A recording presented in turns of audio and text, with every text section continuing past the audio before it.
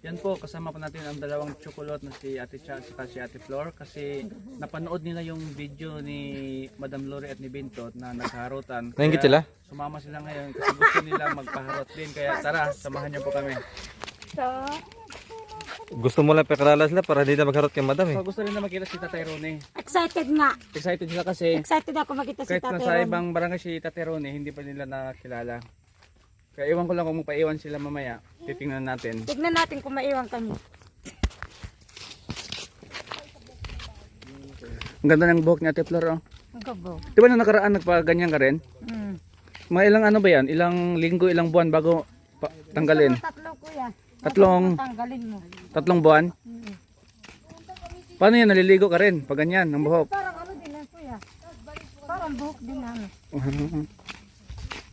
Bagay sa'yo pag ganyan kasi. Bagay sa'yo pag ganyan. Siyempre kasama natin si Kuya Justin. Abangan nyo po ang pagbabalik ng Sarakyo TV. Yan, magbablog. Kaya sa mga hindi pa po naka-subscribe dyan, ibisita po ang kanilang channel, Sarakyo TV. Yan. Unti-unti na tayong babalik ulit sa kabundukan mga cute.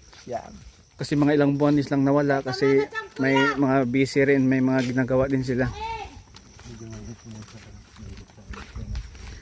Sama rin po natin ang kanilang nanay Sara galing sa Riyadh. Gusto rin makita si Tatay Rone.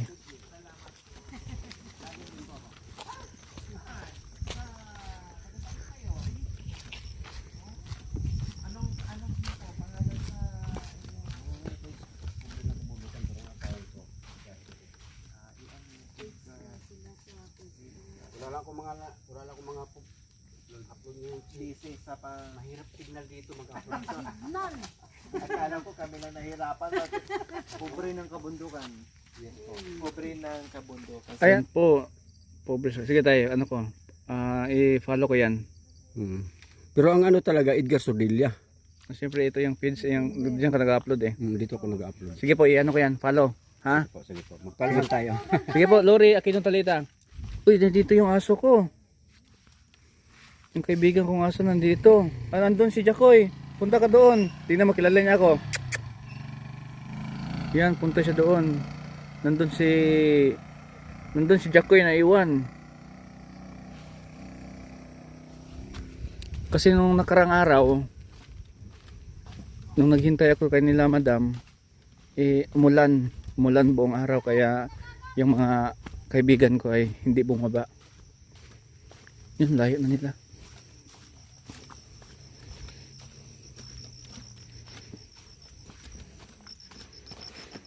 Nakaakyat kami kagabi sa view deck dahil may bisita kami, si Nanay Sara na galing sa Riyadh.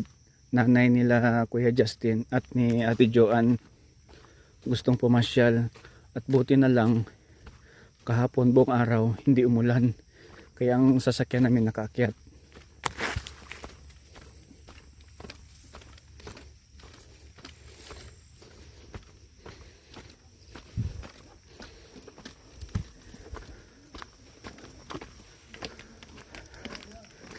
Dito palang hingal na ako ah.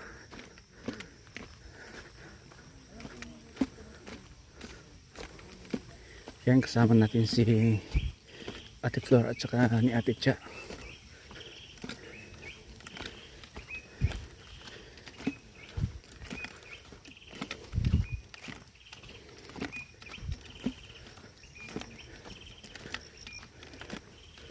Buti malinis na dito. Nilinisan nung nakaraan.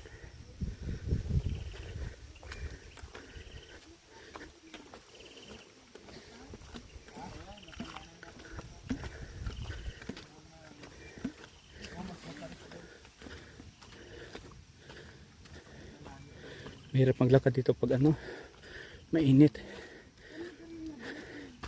Hihingalin ka.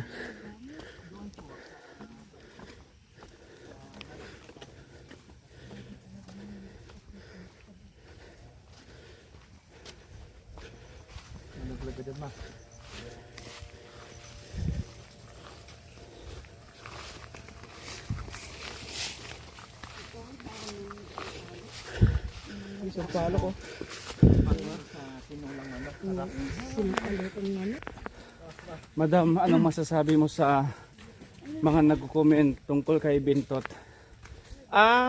Okay. So, ibig sabihin sa mga comment na, care lang sila sa akin noon. No. At no problem kasi alam niyo po, si Kuya Bintot, mga kababayan ko.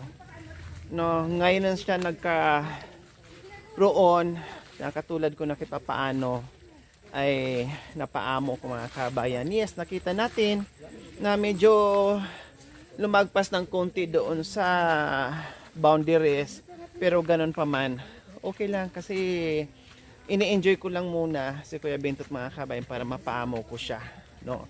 Pero syempre adjustment pa ang kailangan natin ni Kuya Bintot, mga kababayan, kasi may pinagdadaanan din si Kuya Bintot. Hindi ko pa na-reveal soon kung ano ba talaga ang problem din ni Kuya Bintot, kasi may problema si Tate Ronnie, and then may problema din si Kuya Bintot, mga kababayan. Kaya syempre sabi ko nga, mga kababayan, kung tulad lang si Kuya Bintot sa atin, syempre hindi tayo papayag na ganunin tayo. No. Kasi yung iba, madam, nag-comment na si Bintot parang ano na daw, baka daw mawala yung respeto sa iyo dahil Hindi. sa ginagawa niyo. Hindi tayo papayag na may isa sa mga taong tinutulungan natin na mawawalan ng respeto. Siyempre kailangan po natin yon. Kaya nga sabi, yung respeto nang gagaling po sa atin. Kaya nga ito, pinapaliwanag ko po sa inyo ay huwag po kayo mag-alala, no, dahil kailangan ko muna si Kuya Bintot sabayan yung kanyang ganyan, yung pagiging ganyan niya, kasi may pinagdadaanan din si Kuya Bintot, mga kabayan. Sabi ko nga, kung si Kuya Bintot na tulad natin, hindi pwede, syempre mabigwasan ko. At marami Hindi din, lang mabigwasan, talagang ano talaga, madyaban ko talaga ng bonggang-bongga. at marami din nagsabi, madam, na baka daw magsilos yung driver mo. Hindi, kasi alam naman nila, naintindihan naman nila kung anong buhay ni Kuya Bintot, kung anong attitude ni Kuya Bintot. Kaya nga hindi sila nagsisilos kasi alam nila. At kung iba nga po yun, hindi ko naman din papayagan na gagawin yun. At hindi rin papayag ang team na gagawin nila sa akin yun. Kasi nga iba. No, may dahilan po kasi. So, sige, dyan kayo. Dito kami, magkita tayo doon sa likuran. Ay, dito pala ang daan. Dito ang daan. Nagdumiretso sila. Tara sir, dito po Sa unahan dito. Ito yung tour guide natin.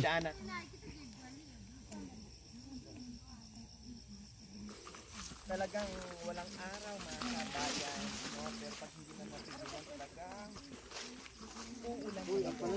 So ngayon, may bisita kasi tayo, mga kabayan, no? Kaya sabi ko ay paano. Ngayon, first time niya mabisita ng marami, no? Ayan, kararating ko lang sa bahay ni Tatay Ronnie. Nandun pa sila, malayo pa sila. Nauna na ako dito. Yan si Tatay Ronnie, yan. Ay, tay. Wala si Bintot? Bintot? Bintot. Yan, nice yung radyo niya. Ano ba ito? Diyan, Dar?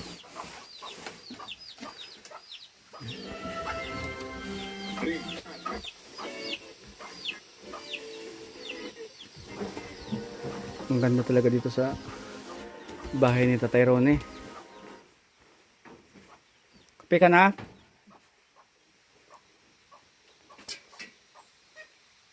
Yan, at saka napakalinis ng bahay din ni Tatay Ronnie.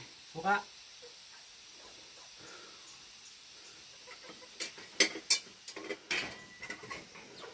So hanggang dito na lang ang aking video. Maraming salamat po sa inyong panonood. God bless us all po. Bye bye.